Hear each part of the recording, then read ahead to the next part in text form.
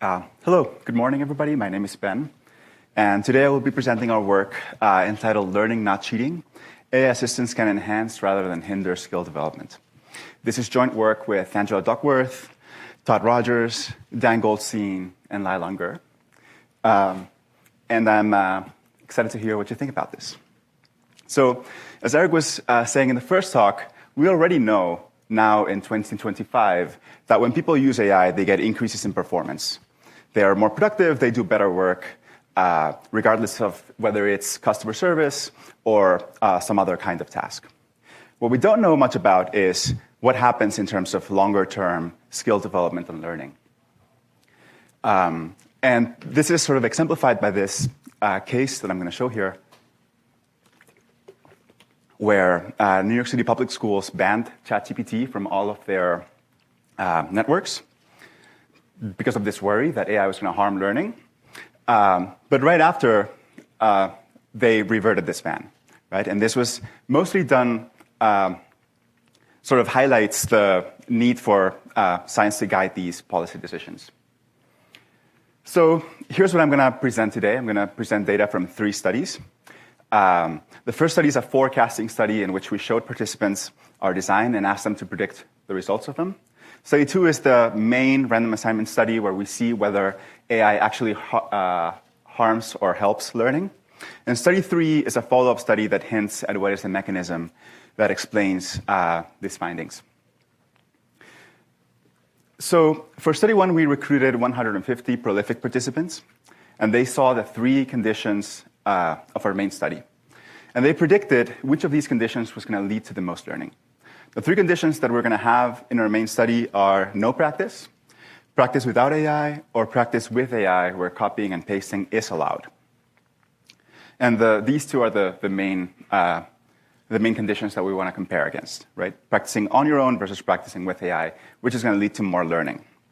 So this is what participants saw in this prediction study. We told them that people were going to take part in a study where they're going to practice their writing using different tools, and then they're going to take a writing test with no tools. The writing test they will do on their own. And they could do one of 3 things. They could do no practice. They go straight to the test, no opportunity to practice. They could be assigned to this practice alone condition where they have this cover letter that they need to rewrite, right? And we told people in this condition they would need to rewrite this letter as best they could with no tools. Or people could have access to this AI tool, where if you press the screen button, you're going to get a rewritten cover letter that you can then copy and paste into the submission box, and you can submit that as your work. Right, so we asked people, who do you think is going to learn the most? Please rank them in order, right? So do you think practicing alone is going to be more conducive to learning, or using AI is going to be more conducive to learning? And here's what people said. Basically, the prolific forecasters were twice as likely to predict that practicing with AI was going to harm learning. Here we have on the x-axis the proportion of people, and basically the split is 65 to 35%. People make the prediction that practicing with AI is going to be bad for longer-term learning. And the things that people say sort of to justify their decision tell us a little bit about what is the sort of lay theory of what's happening behind the scenes, which is that you require effort in order to build a skill. And if there's no effort, if you outsource some of this effort to an AI tool, then you won't do any learning because the AI is exerting the effort, not you, the learner. Right? So people said things like practicing alone is going to force more recall and problem-solving skills, while AI will just give you the answer.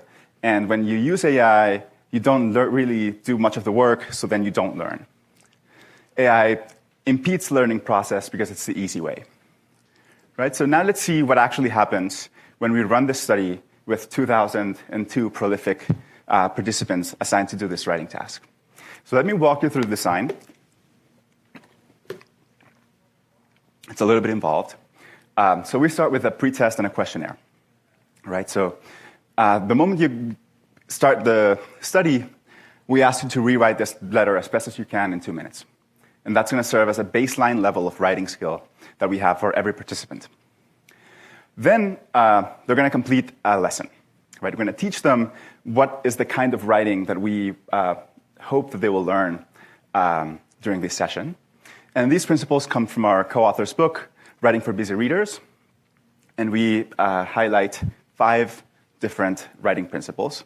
The book has this companion website that has basically the tool we gave people, right? You can put any text here on the left box, click submit, and then you can get the AI rewrite on the right. So this is the content of the lesson that if you were a participant in the study, you would see. The first principle is less is more, so you get a few explanations on how to do this, use fewer words, include fewer ideas, and so on, and then 2 examples for how to do this. And then the other principles are making reading easy, designing for easy navigation, using enough formatting but no more, and making responding easy. So after everybody finishes this writing lesson, they get assigned to condition. They can get assigned to a no practice condition, to a practice without AI condition, and a practice with AI condition. If you're in the practice with AI condition, you get this tool again. If you click the button, you're going to see the kind of rewrite that you get on the right, and how you're allowed to do copying and pasting. Right? If you hover over the text, the screen goes green, it says click to copy, and then you can include that, you can submit that as your answer. Then we took access to AI away from everybody, and everybody completed a writing test, rewriting a different cover letter in 7 minutes, as best as they could, without access to any tools. They're on their own now.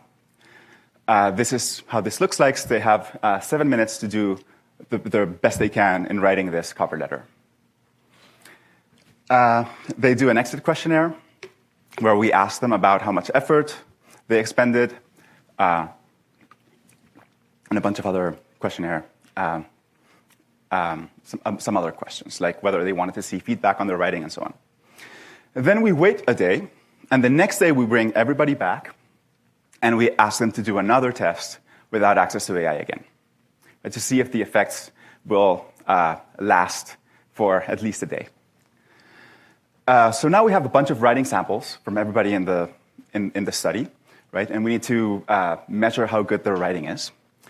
So we measure this by giving each rewritten text to GPT-4o and rating it in each of the 5 principles that we ask people to incorporate in their writing, right? And then we average them together because they're all correlated with each other.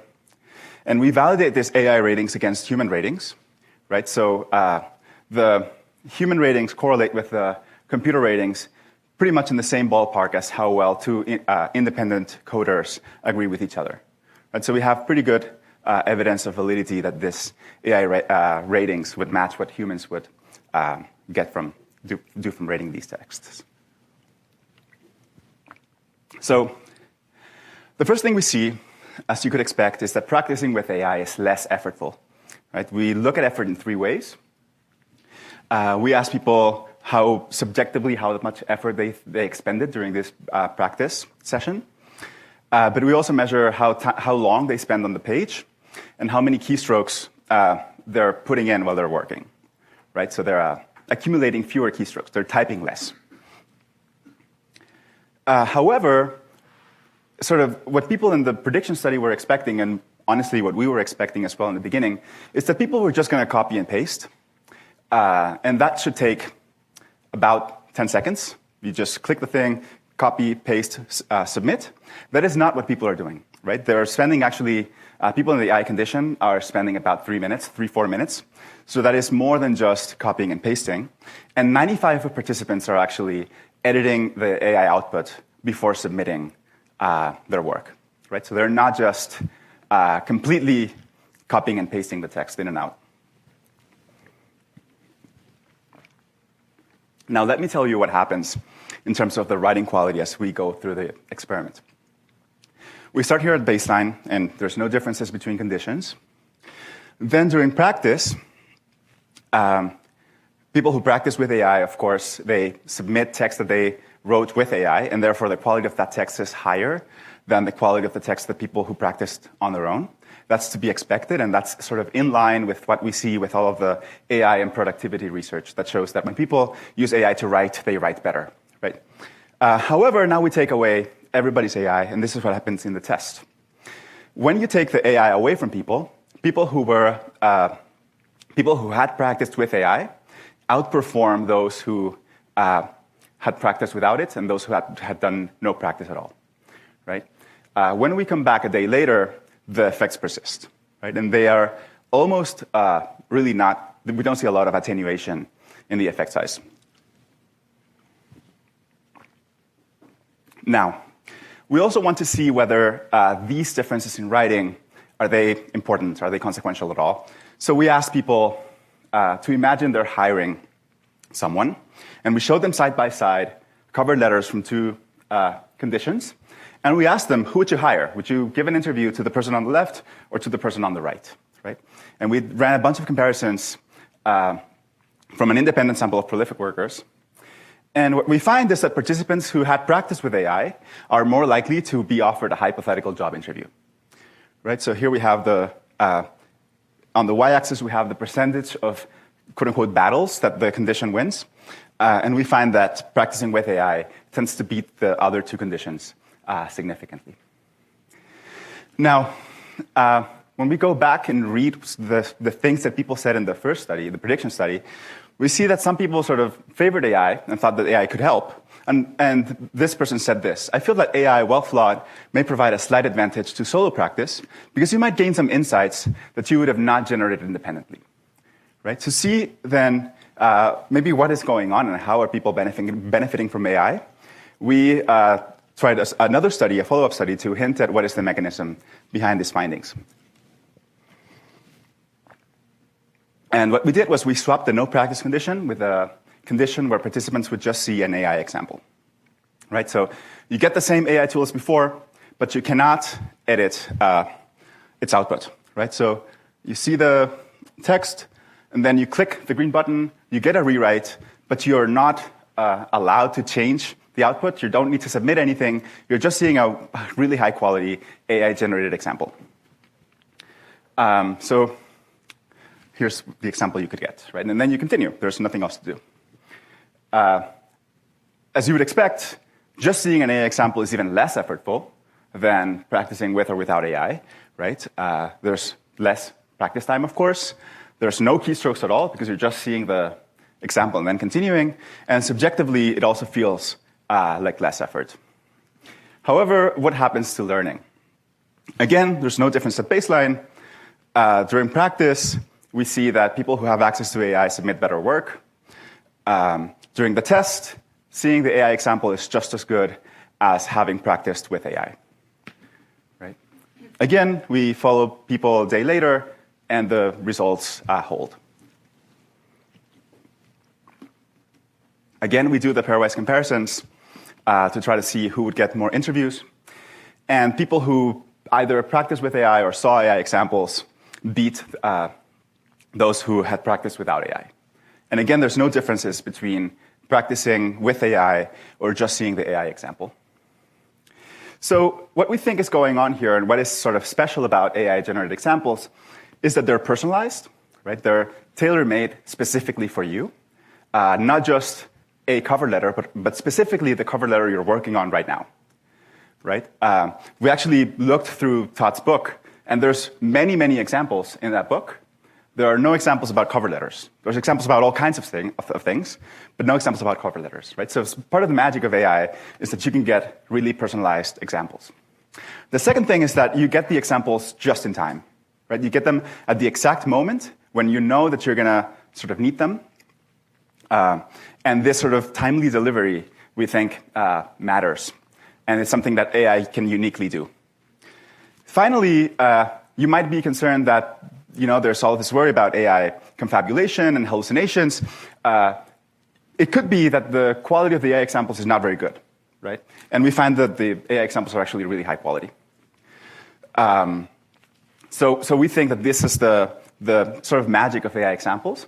And also, with AI, you get to not have to do all the trade-offs that you get to do with humans. Right? With humans, if you want something to be personalized, just in time, and high quality, maybe you can have one or two of those things, but not three at the same time. In terms of limitations and future directions, we would like to establish the generalizability of these results, seeing how well can people learn from examples and how good can AI be at teaching by example in other domains like math and coding. We would also like to see what are the moderators of these findings, what are the kinds of things and the kinds of situations where the AI might actually harm people, because there's actually evidence that shows that that's sometimes the case. And also, finally, we want to see what happens with repeated interactions, right? All of our study happens in 2 days, but actually when people use AI and when we have a skill development sort of situations, this go over months and years, right? We're using AI every day for months, not just on a 2-day sort of small situation, right? So in conclusion, most forecasters predicted that practicing with AI would lead to less learning, but that's not what we saw in the context of our writing task. Practicing with AI, people who practice with AI outperformed those who had practiced without it, and they did so despite expending less effort. Therefore, they were learning more efficiently. Practicing with AI did not reduce motivation for future learning, and just seeing an AI example was just as effective as practicing with AI, and the effect persists a day later. Thank you.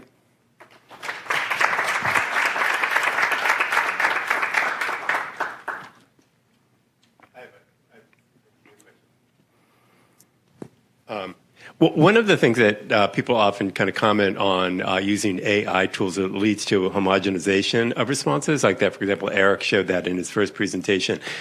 Did you find that, that basically people were writing better, but all the same style, everything? So people would look at it and go, oh, well, this is clearly AI aided. Yeah. We don't actually look at the variation in the text itself. We expect there's going to be little variation artificially because we're asking everybody to rewrite the same cover letter. Right? So we're giving them the content they need to work on. But that's actually an interesting thing we could look at to see how much variation there is. And as with the chess study, it could be also that if there is converging, diminishing variation, it could be because the writing is better. Right? So better writing looks similar to each other. You can do bad writing in all kinds of ways. So it could be that that's the case, but that's a good thing to look at.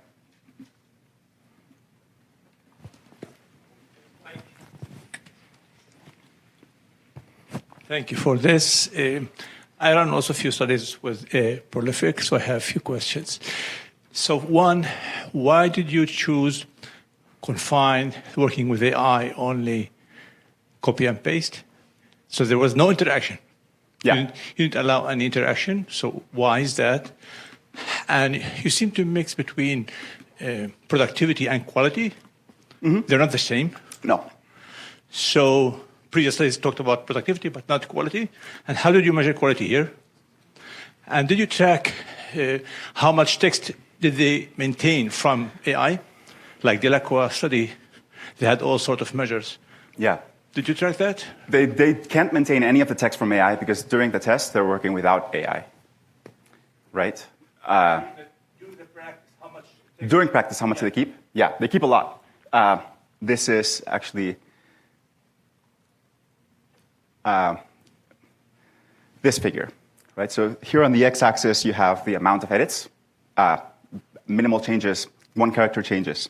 And so most people do very minimal changes. Some people do 500, 1,000, 1,500. Basically, you're measuring the quality of AI writing, not working with During AI. practice, yes. Right? During practice. Yes. But we don't care about the practice effects, right? We care about the effects after practice. When you take the AI tool away, a day later, people who had practice with AI are outperforming those who hadn't. Maybe they're just copying the same pattern. They're just copying what they have done yesterday, and there's no learning here.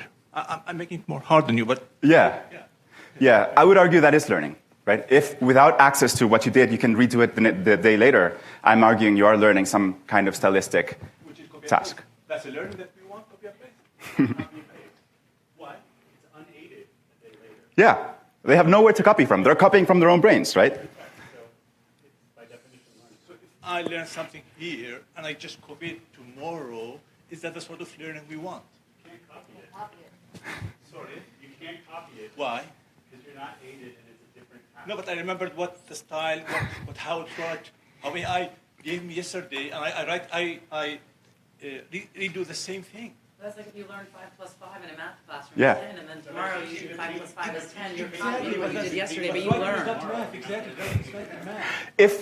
I could put it this way, right? If you went to somebody and you explained all of this study to that person, I would say you learned what this study was. I wouldn't say you were just repeating and you were copy pasting, right? I think we're being asked to wrap it up, but I'll be around, and I'm happy to answer and talk about more about this. I'm really interested in what you have to hear, what you have to say.